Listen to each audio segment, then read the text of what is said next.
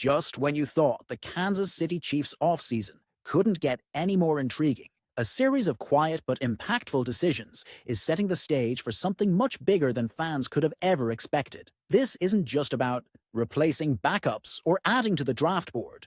It's about a strategic reset, a masterstroke of continuity and succession, subtly woven into what might at first seem like front office business as usual. But before we go any further, be sure to hit that like button and comment below. Are you happy with the job Brett Veach has been doing? I want to hear from you. Now let's move on. And if you dig deeper, you'll see how each move from Mahomes to Minshew to Kelce to the impending draft is carefully orchestrated for sustained dominance. The headline may announce that Gardner Minshew is replacing Carson Wentz as Patrick Mahomes' backup, but for those paying attention, this move means so much more. Minshew isn't just another clipboard player. He's a quarterback with starting experience and a chip on his shoulder, bringing a mix of swagger and humility that mirrors Mahomes in a way we've never seen in the Kansas City Chiefs quarterback room.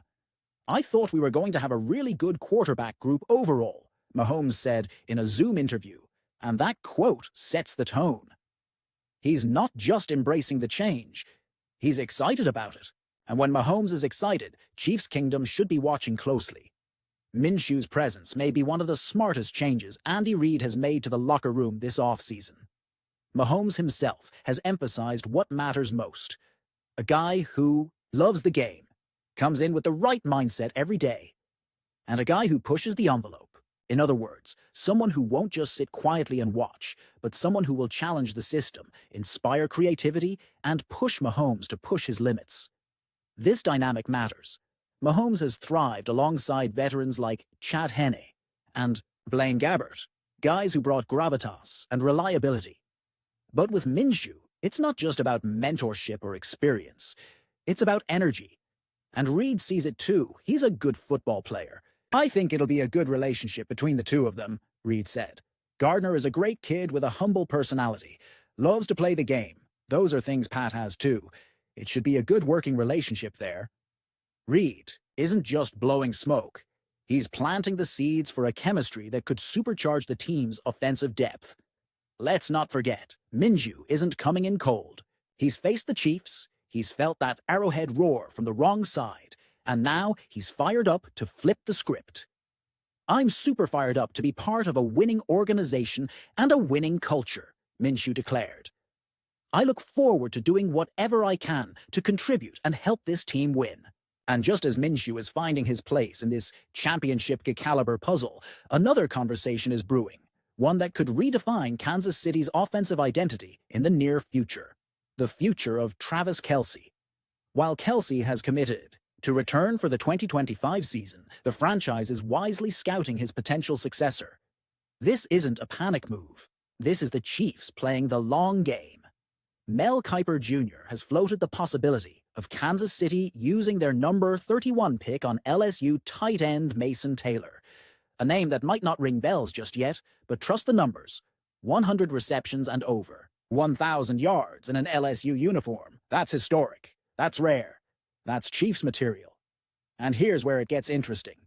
Tyler Warren and Colston Loveland might be considered the top tight end talents in the draft, but Taylor's unique production and athletic build, 6'5", 251 pounds, put him in elite company.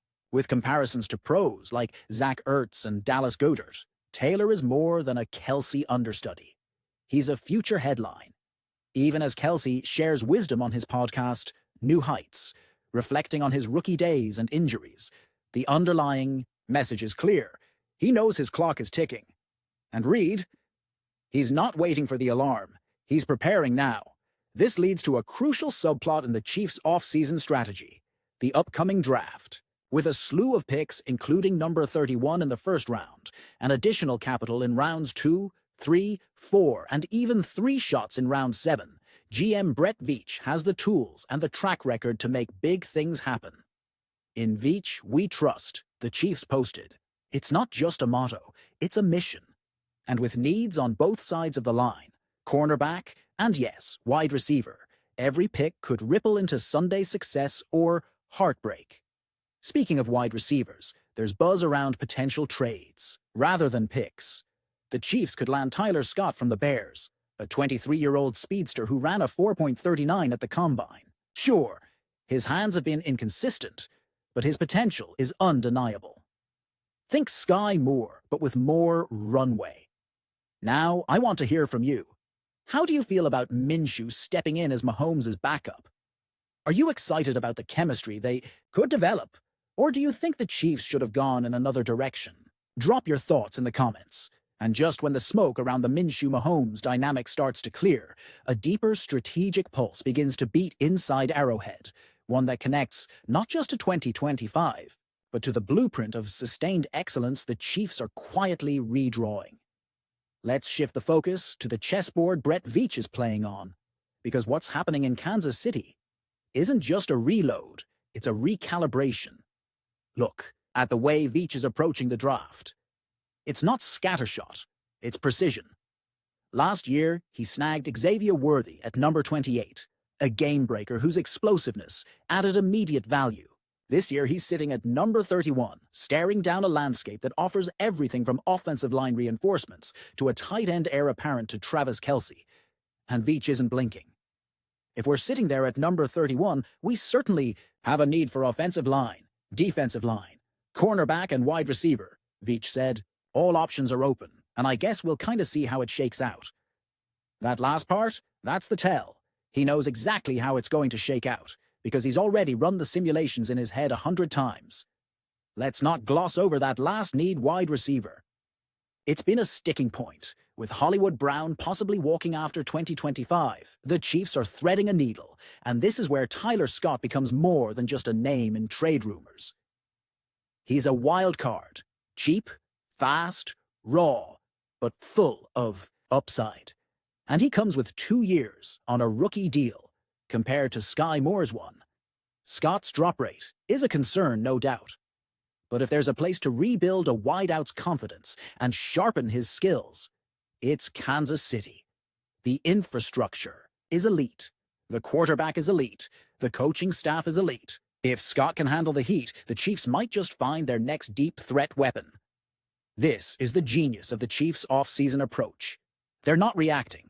They're anticipating. They're building depth where others see excess. They're eyeing future icons while their current stars are still shining. That includes Travis Kelce. Yes, he's coming back. Yes, he's still dominant. But everyone from Mahomes to Reed to Veach knows that dynasty-level success isn't about reacting to decline.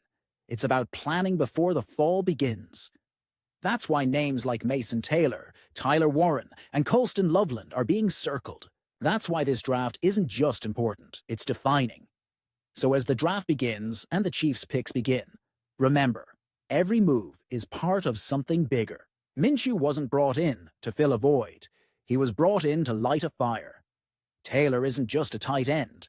He could be the future face of a franchise that already has a face. And Tyler Scott?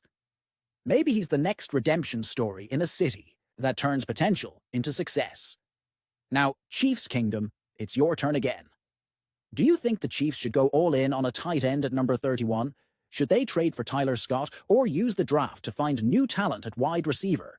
Hit the like button, subscribe for more Chiefs in-depth analysis, and let us know what you think in the comments. Go Chiefs!